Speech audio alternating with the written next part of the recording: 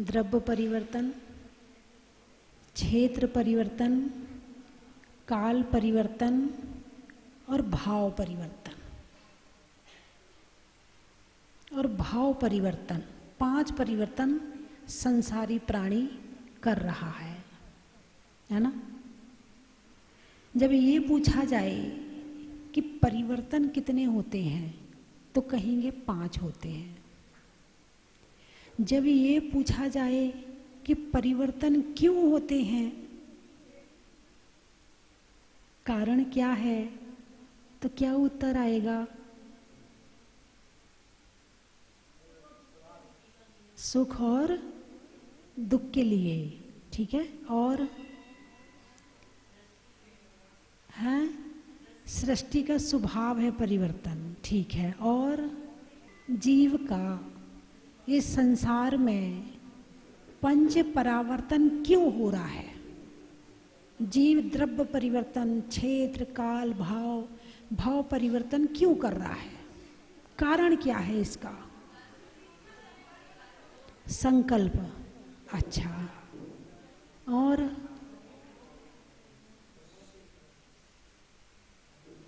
हाँ बोलिए बोलिए, जिसके मन में जो आ रहा है, कुछ तो दिमाग खुलेगा, कुछ तो दिमाग में आएगा कि हाँ कुछ तो उत्तर है इसका।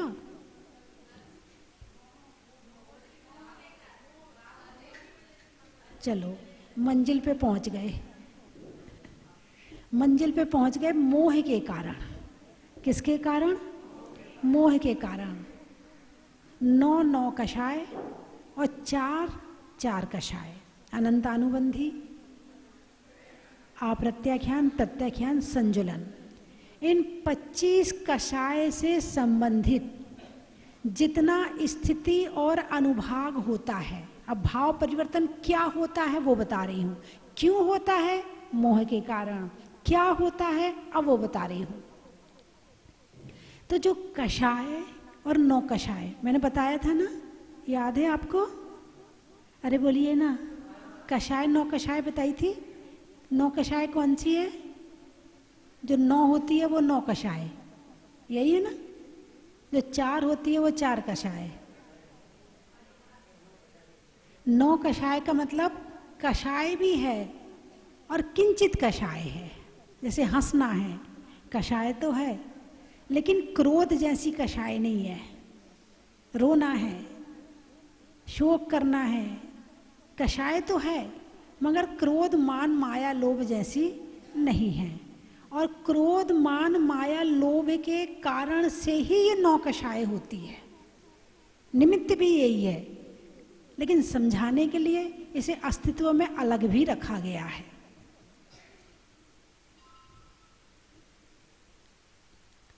तो जो क्रोध, मान, माया, लोभ और जो 9 कषाय है, इससे संबंधित जितना स्थिति और अनुभाग होता है उसको कहते हैं भाव परिवर्तन। अब आप कहोगे ये स्थिति और अनुभाग क्या होता है? ये तो नया शब्द आ गया, ये तो आज तक सुना ही नहीं है ना। स्थिति और अनुभाग। बंध 4 प्रकार का होता है।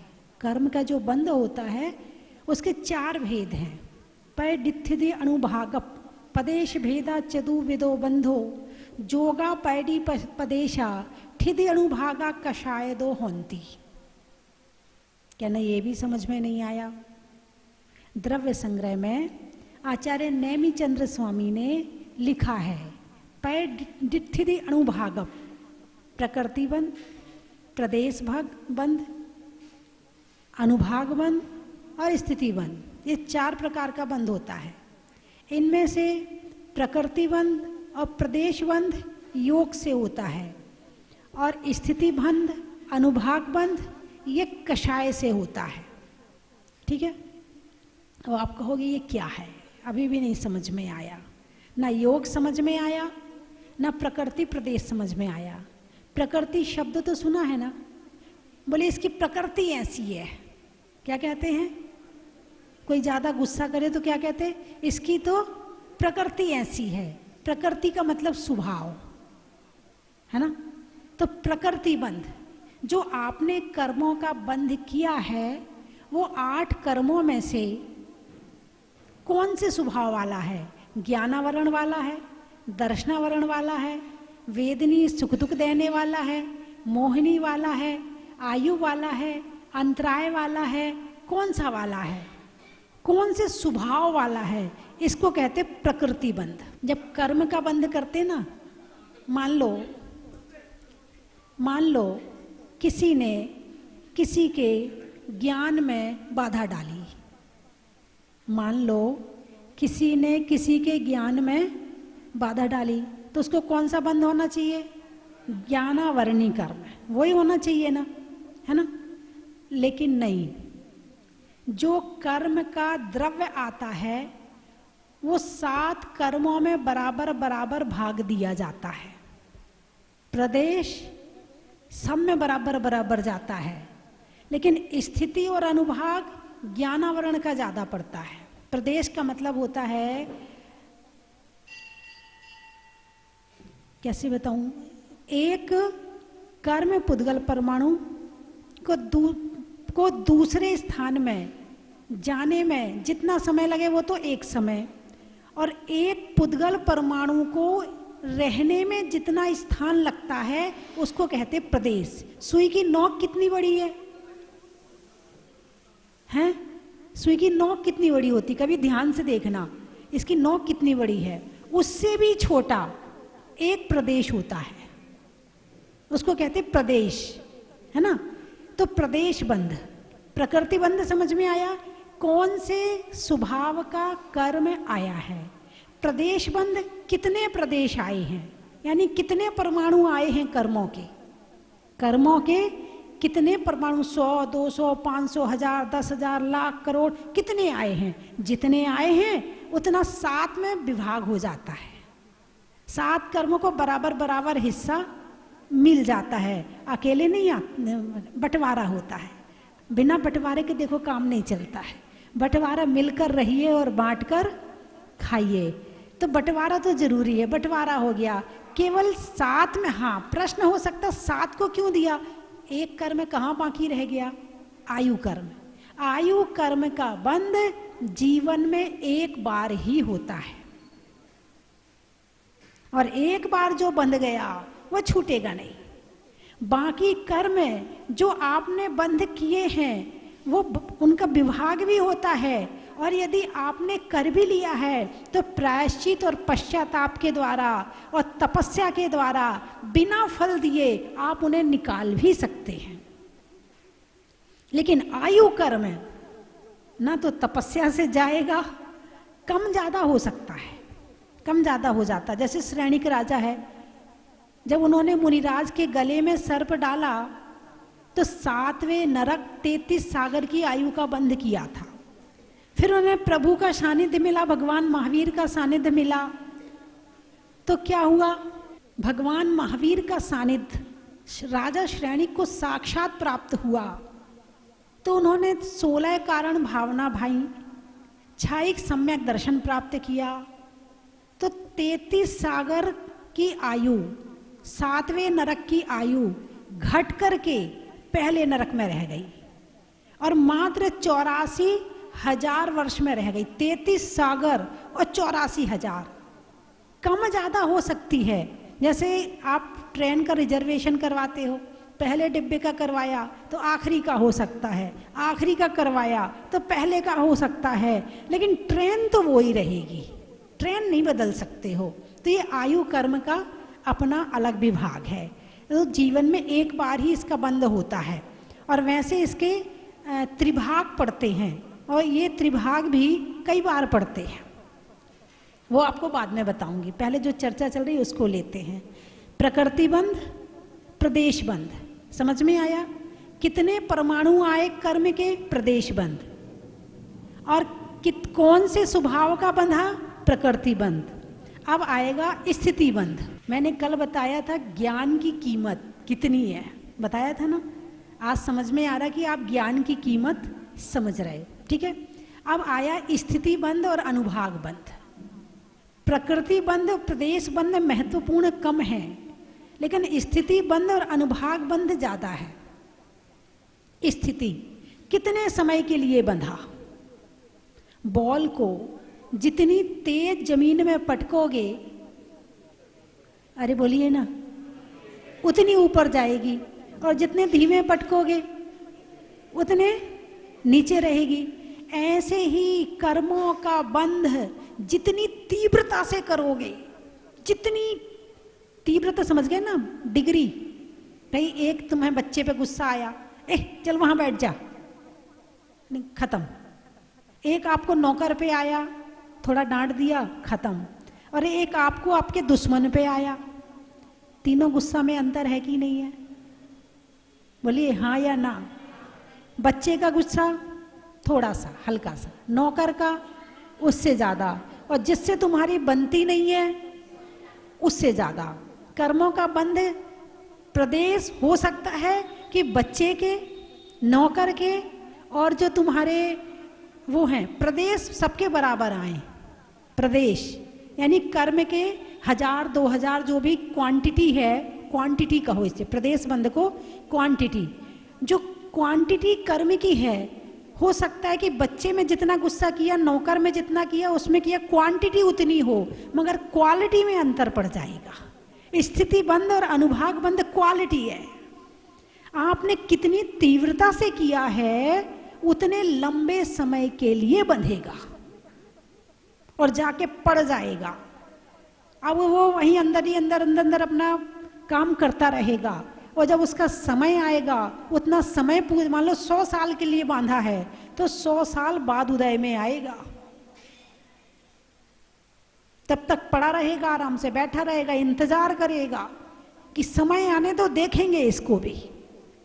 इसको कहते हैं स्थिति बंध। क्या कहते हैं? स्थिति बंध। और स्थिति बंध का काम है कर्मों के द्वारा जीव को संसार में रोक कर रखना। फिर आता है अनुभाग बंध। ये बड़ा गजब का है, सारा मामला ही इसका है, सारा खेल ही अनुभाग बंध का है ना।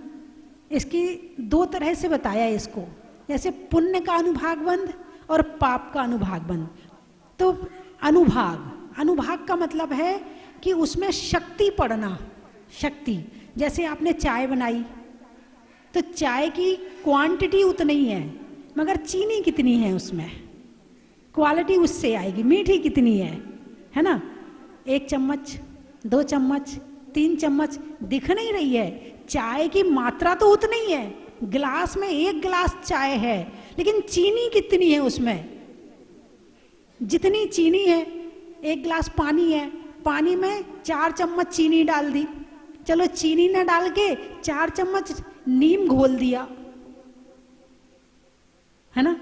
तो जो नीम घोल दिया वो तो हो गया अनुभाग पाप का, और चीनी घोल दी वो अनुभाग हो गया पुण्य का। और ये कर्मों को आपने कितनी तीव्र भावों से किया है, उतना अनुभाग पड़ेगा। प्रकृति बंध में अंतर नहीं पड़ेगा, प्रदेश बंध में भी शायद अंतर ना पड़े, है ना। स्थिति बंध ज्यादा समय और कम समय का अंतर पड़ेगा, लेकिन सही अंतर पड़ेगा तो अनुभाग बंध में पड़ेगा। इसको कहते हैं अनुभाग बंध। गुड, बेटर, बेस्ट है, डिग्री हो गई, है ना। इसी तरह से निम्ब, कांजी, विष और हलाहल। निम्ब यानी नीम कड़वी होती है, कांजी उससे ज्यादा कड़वी होती है, निम्ब, कांजी, विष उससे ज्यादा घातक होता है, और हलाहल तो मुंह पे रखो और नमो सिद्धाड़म। हलाहल जहर होता ना, हलाहल बोलते उसको, कि हलक में आया और गया। भाई विष खाएगा, अभी मरने में टाइम लगेगा। कांजी खाएगा, थोड़ा ज्यादा कड़वा लगेगा। नीम खाएगा, कम कड़वा लगेगा। ये पाप की डिग्री है। ये क्या है? ये पाप की डिग्री है कि तुमने जो कर्म किया है उसको कितनी गहराई से किया है। तुमने सामने वाले के साथ बुरा किया है तो उसमें आपके अंदर के भाव कितने थे, ये उससे पड़ता अनुभागवत। गुस्सा तो किया, लेकिन इतनी तीव्रता और इतने बुरे भावों से किया, तुम उसकी हत्या नहीं कर पाए, मगर हत्या से भाव कम भी नहीं थे, मार नहीं पाए, लेकिन कर्म का बंध तो कर ही लिया। इसको कहते हैं अनुभाग बंध। क्या कहते हैं इसको? अनुभाग बंध। ये बंध 4 प्रकार का हो गया, समझ में आया? प्रकृति बंध, स्वभाव, ज्ञानावरण का है कि दर्शनावरण का है कि मोहिनी का है कि साता साता का, किसका है? ये स्वभाव। कौन से स्वभाव वाला? प्रदेश बंध, क्वांटिटी। स्थिति बंध, समय, कितने लंबे समय और कितने कम समय के लिए है। और अनुभाग, ये इसकी क्वालिटी। इसकी क्या है? क्वालिटी। एक कर्म बंद होता है तो ये 4 चीज उसके साथ में होती हैं। तो निम्ब कांजी विष हलाहल, ये तो हो गई पाप की डिग्री। और पुण्य की डिग्री भी होती है। पुण्य की डिग्री कैसे होती है? हैं? वो है ना, क्या शर्करा, अमृत, गुड़, शक्कर, खांड, गुण, खांड, शक्कर और अमृत, ये पुण्य की डिग्री है। क्या है? गुड़, गुड़ से मीठी शक्कर, खांड, खांड से मीठी शक्कर और शक्कर से मीठा अमृत। ये पुण्य की, थोड़ा सा पुण्य है उतना मिल जाएगा। जिसको गुड़ खाने मिल रहा है उसका गुड़ के समान पुण्य है ना? उसको हर चीज में लगा लो, चाहे मकान में, दुकान में, अपने धर्म में भी लगा लो। धर्म करने के लिए भी पुण्य चाहिए। अच्छा, संसार के काम के लिए पुण्य चाहिए कि नहीं चाहिए? चाहिए ना, है ना? बिना पुण्य के सफलता मिलेगी क्या? नहीं मिलेगी। पुण्य चाहिए। आप कोई भी काम कर रहे हो, यदि आपके मन वांछा पूर्ण काम है, रुचि का काम है, तो उसमें पुण्य चाहिए। अब किसी को दीक्षा लेनी है तो उसकी रुचि कहाँ है? दीक्षा लेने में। तो दीक्षा लेने के लिए पुण्य चाहिए कि नहीं चाहिए? एक बार गुरुजी के सामने बैठे थे तो चर्चा हो रही थी, बोले परिग्रह पुण्य से आता है। गुरुजी बोले नहीं, पुण्य से परिग्रह नहीं आता है। भाई कैसे नहीं आता है? बोले अब दीक्षा में त्याग करना है, वो पुण्य नहीं चाहिए, वो परिग्रह वाला पुण्य नहीं चाहिए। दीक्षा में त्याग करना ना, जो चीज आपको अच्छी लग रही है वो चीज हम त्याग कर रहे हैं ना, तो वो पुण्य है क्या? जैसे हम त्याग कर रहे हैं, क्या वो पुण्य है? त्याग करने के भाव पुण्य है या इकट्ठा करने के भाव पुण्य है? अब आप ही बताओ, सोच के बताओ, त्याग करने के भाव पुण्य है या इकट्ठा करने के भाव पुण्य है? अभी मेरे सामने बोल रहे त्याग करने के भाव पुण्य है। अभी यहाँ उठते यदि कोई कहते भाई साहब विधान हो रहा है, 11,000 रुपये आपके, अरे अभी तो हुआ था, अभी तो दिए थे, वो पुण्य चला जाएगा। बोले हाँ या ना है? बस यही है कि जिस चीज में हमारी रुचि है। अरे फिर से बोलिए, अभी अब समझे नहीं मेरी बात को। हिंसा, झूठ, चोरी, कुशील, परिग्रह। तो परिग्रह क्या है? अब पाप पुण्य से आएगा क्या?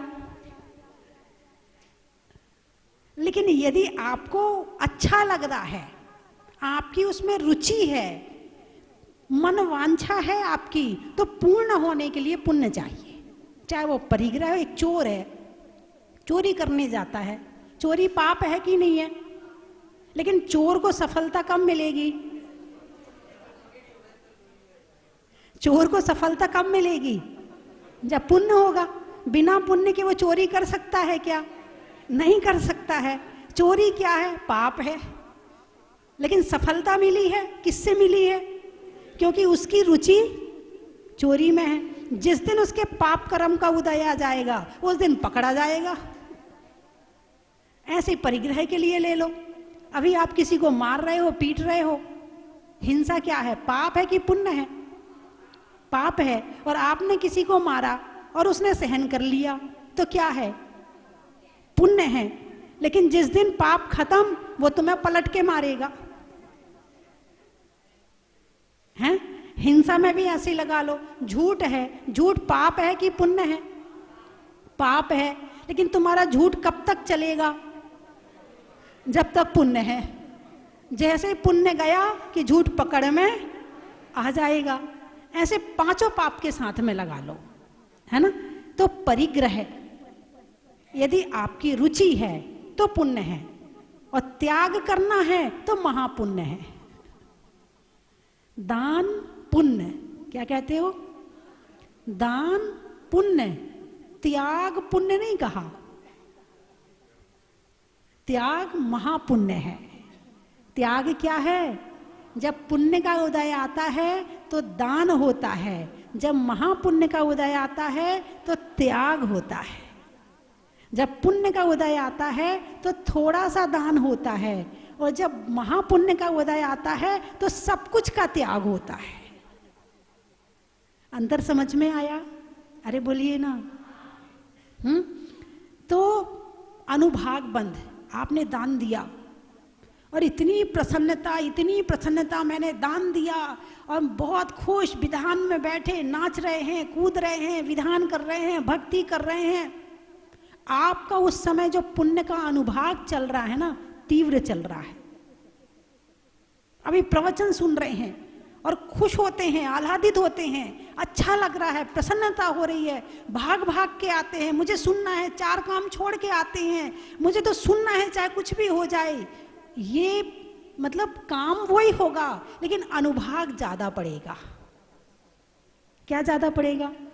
अनुभाग। एक व्यक्ति ने कल बताया था, मान लो आलू का त्याग किया, आलू का त्याग किया, लेकिन 40 साल हो गए आलू त्याग हुए, अभी तक दिमाग में एक ही विचार है, एक महाराज के चक्कर में फंस गया था,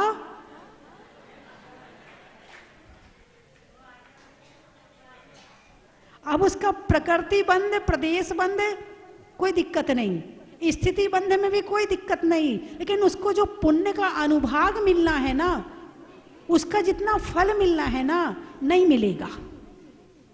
क्यों? क्योंकि अंदर का आह्लाद नहीं है त्याग करने में, अंदर के भाव नहीं है त्याग करने में। जो त्याग करने के बाद, दान करने के बाद, भक्ति पूजा करने के बाद प्रसन्न होता है, खुश होता है, उसका अनुभाग बंध ज्यादा पड़ता है।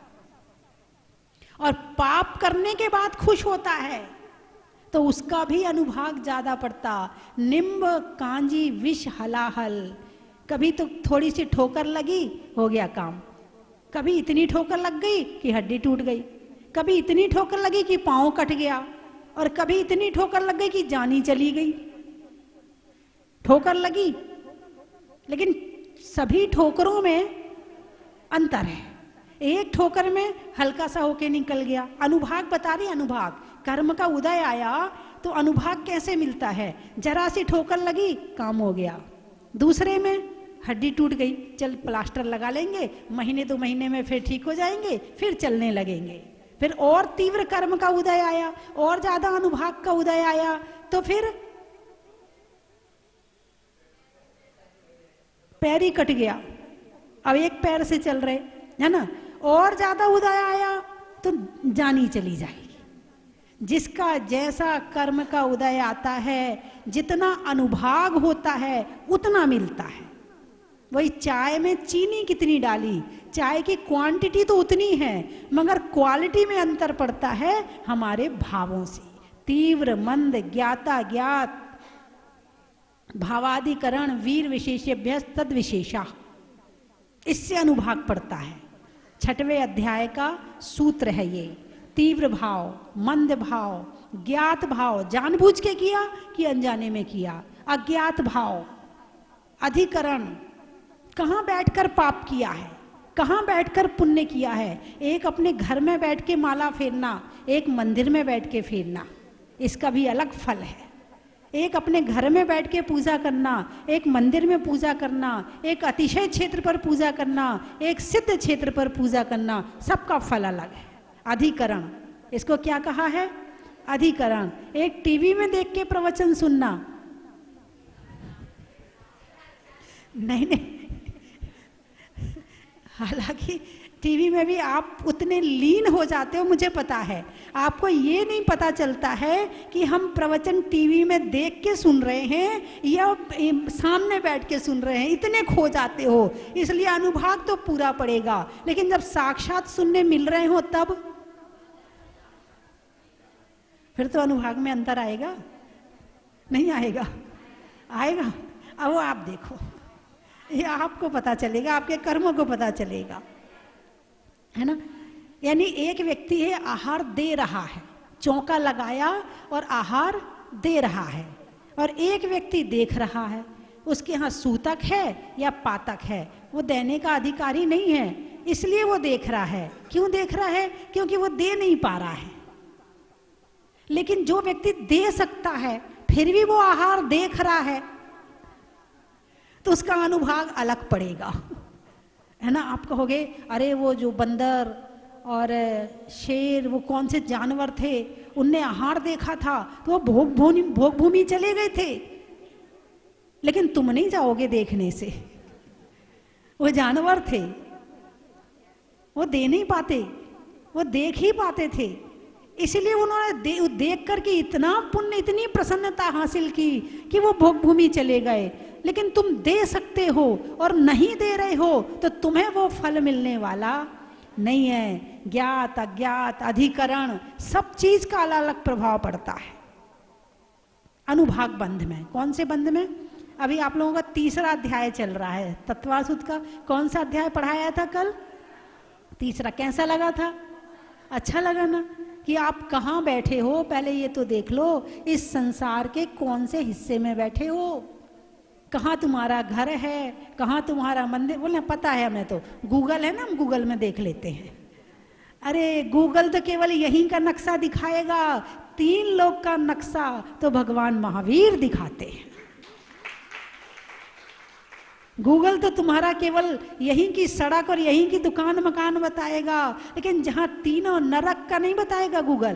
तुम डालो उसमें स्वर्ग का रास्ता, आएगा क्या? है नरक का रास्ता आएगा क्या?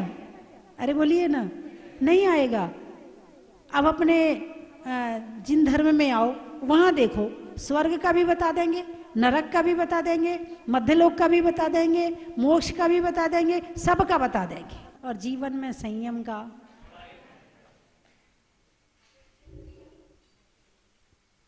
दिवाली में दिया का, सावन में बिया का, और आने वाली अक्षय तृतीया का।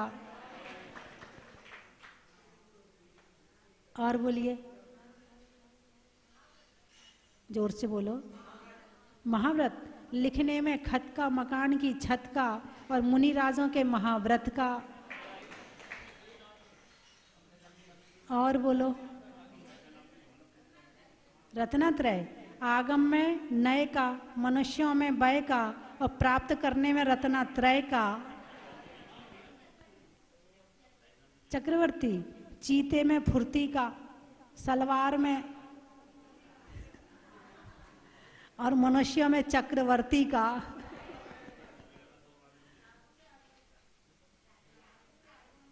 आगमन का, अच्छा, पापों के गमन का, बाग में चमन का, और साधुओं के आगमन का।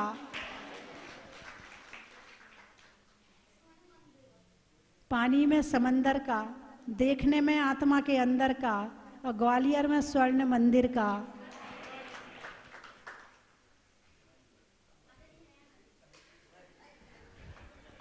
बोलिए 24 भगवान की।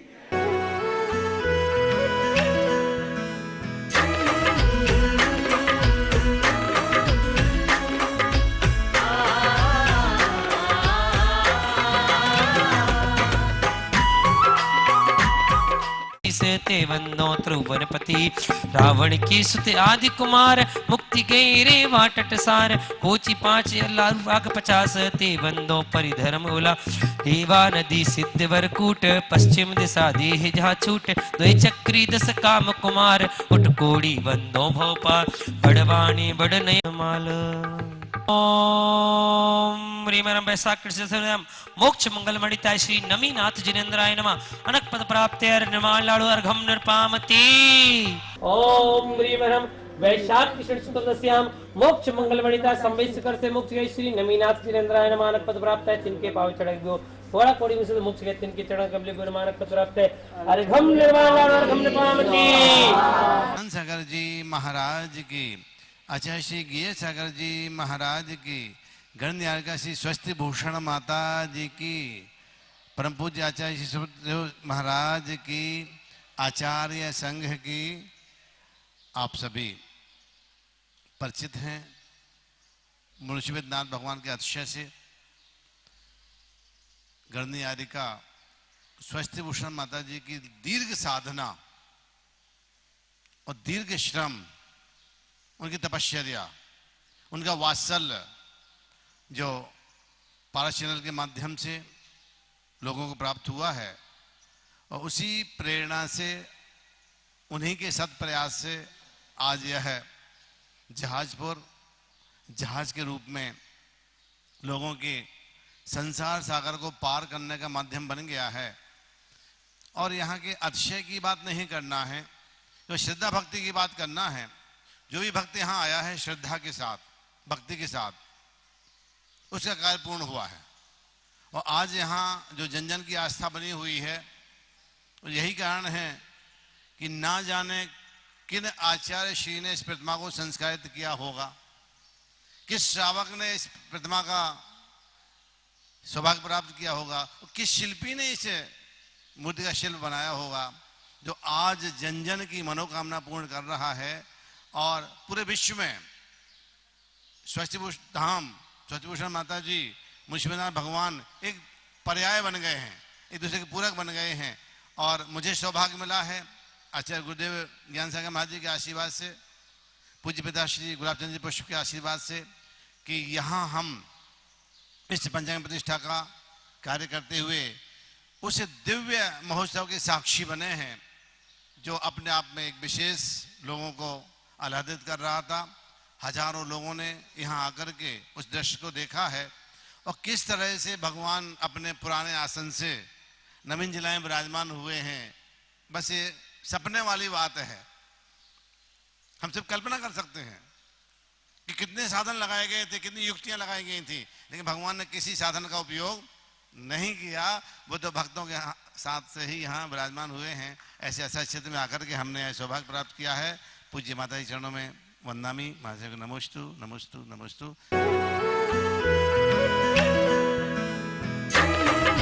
चन की थाल को सजाओ रे आज, रत्नों की थाल को भर लाओ रे आज।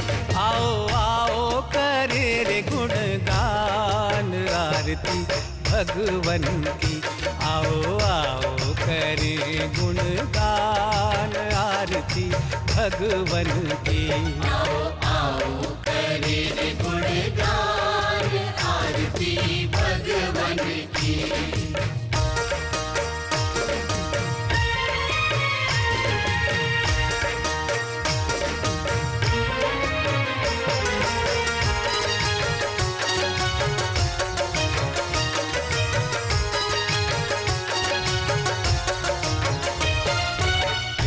सुमित्र के राज दुलारे, माँ पद्मा जी के नैनों के तारे। पिता सुमित्र के राज दुलारे, माँ पद्मा जी के नैनों के तारे। राजगृही में जन्म लियो आप, राजगृही में जन्म लियो आप। आओ आओ मनाए खुशी आज आरती भगवन की। आओ आओ करे गुणगान आरती भगवन की। परम विदुषी लेखिका गणिनी आरिका रत्न श्री 105 स्वस्ति भूषण माता जी, जिन्होंने मात्र 20 वर्ष में 100 से भी अधिक किताबें लिखकर जैन समाज को अनूठा योगदान दिया है। बड़े बड़े विधान जैसे कल्पद्रुम महामंडल विधान, सिद्ध चक्र महामंडल विधान, इंद्रध्वज महामंडल विधान, एवं विशेष जिनपद, पूजांजलि आदि महत्वपूर्ण साहित्य बहुत ही सरस, सरल व सुबोध शैली में लिखे हैं, जिसमें गद्य एवं पद्य साहित्य भी समाहित है। इन महान साहित्यों को पढ़कर आप भी अपने ज्ञान का विकास कर सकते हैं। साहित्य प्राप्त करने हेतु आज ही संपर्क करें। संपर्क सूत्र 7906062500 9868345768।